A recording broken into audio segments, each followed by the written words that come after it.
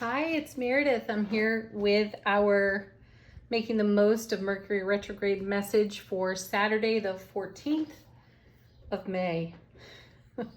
And hey, look at that. We're starting out with the Death card. Flipped out of the deck, right side up, big as life, right? Transformation is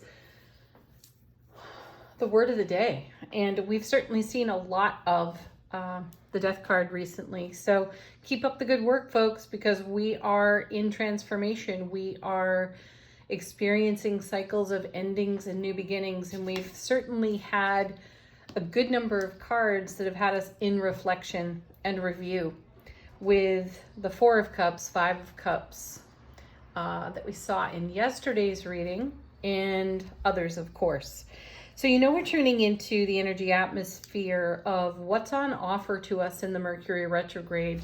My purpose for doing this reading or this short series of readings is to bring a different kind of awareness to Mercury retrograde, because we hear about it so stereotypically that there's programming to it. Does communication have to be difficult? Do technical difficulties have to be a negative? And so on. So Mercury retrograde gets a bad rap, or it gets a rap anyway, and I'd like to challenge that. So here we are with the cards. We are again using the This Might Hurt deck. The title of that just cracks me up. And as I mentioned, we're starting out with the Death card. It's the overall theme of the day out of the major arcana, and we're looking at transformation, endings, and beginnings. I also want to comment that we've seen a bit of the Empress too. So where we have the Death card, we've also seen quite a bit from the Empress, who's all about new life, new beginnings, new cycles, giving birth, giving flight to our dreams. I also want to mention that I feel the full moon lunar eclipse in Scorpio, which is happening on Sunday.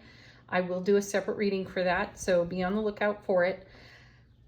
I feel that this one is deep, and largely because that is in the sign of Scorpio, and Scorpio runs very deep within its energy in the zodiac.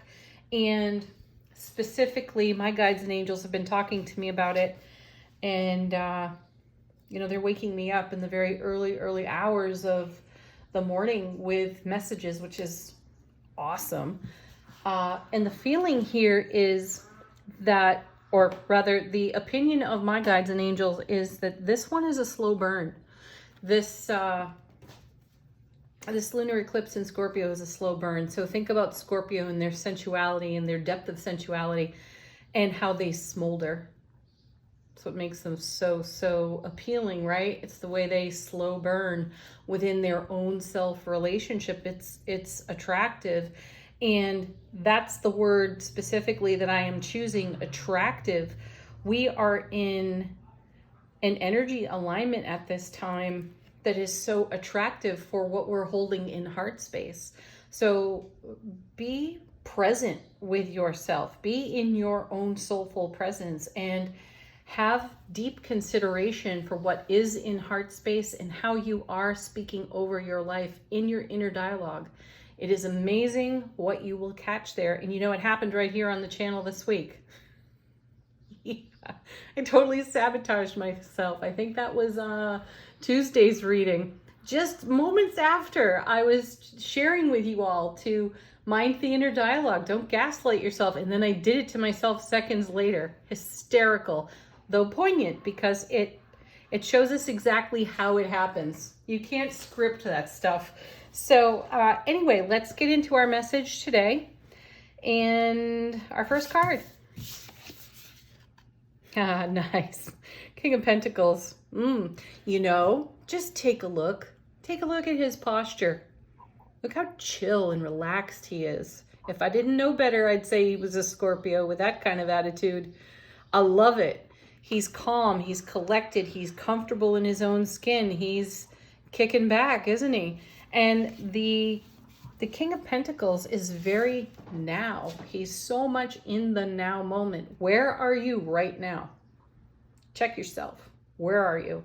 Are you present? Are you in heart space? Or are you future thinking or past reflecting?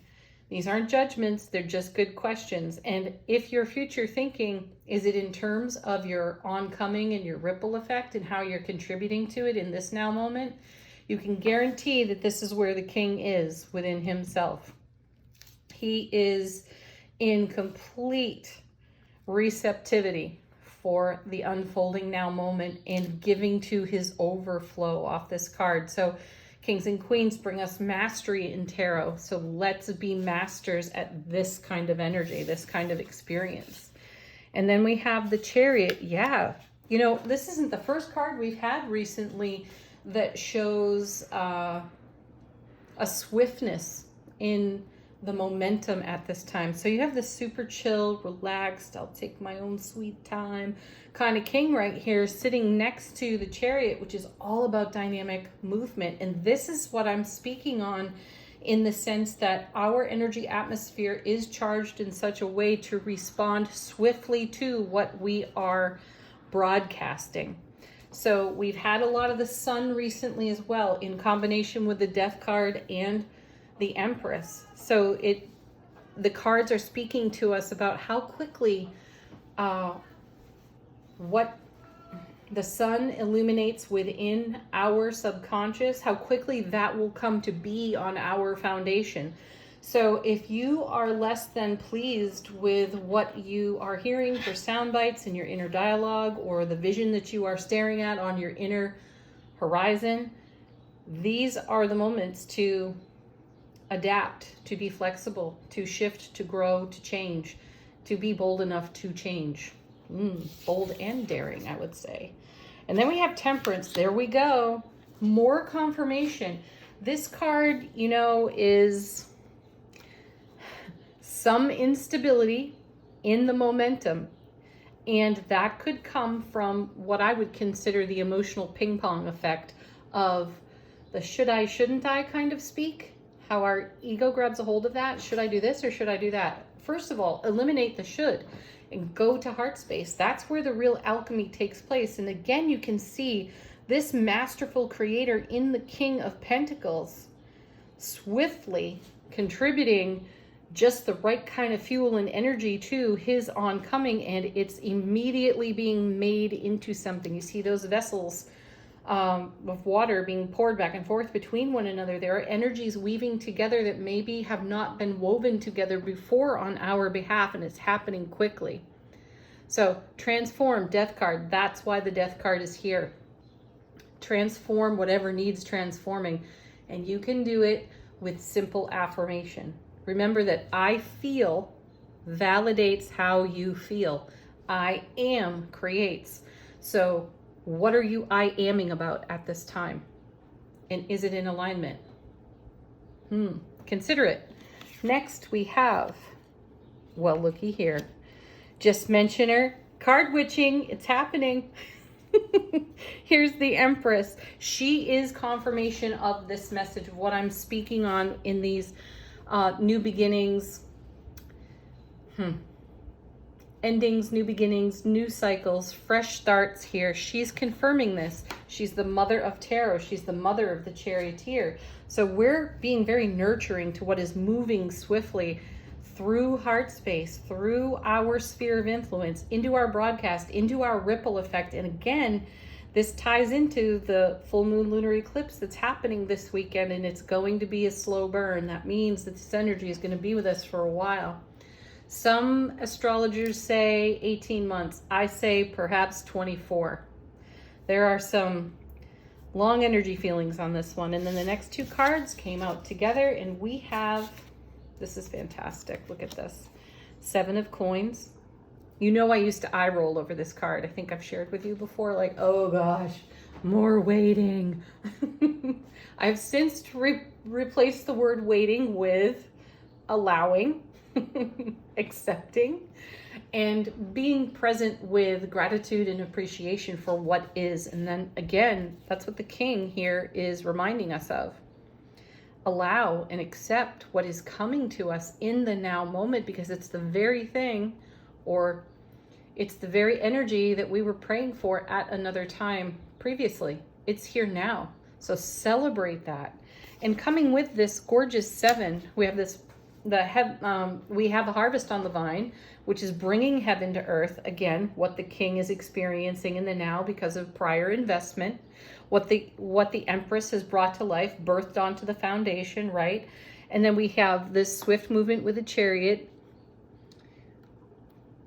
providing fuel to temperance and creating a 7 of coins, 9 of coins experience here at the tail end of this reading. So this 9 is a beautiful fulfillment of the 7. So as we invest in the harvest, the oncoming harvest, we see the reward being paid off right here on the 9 of coins. We will have more than enough to spare and share, which means more than enough to celebrate the now and more than enough to contribute to the oncoming and the blossoming. So keep going, keep doing what you're doing, because look how it is paying off here. Whoa.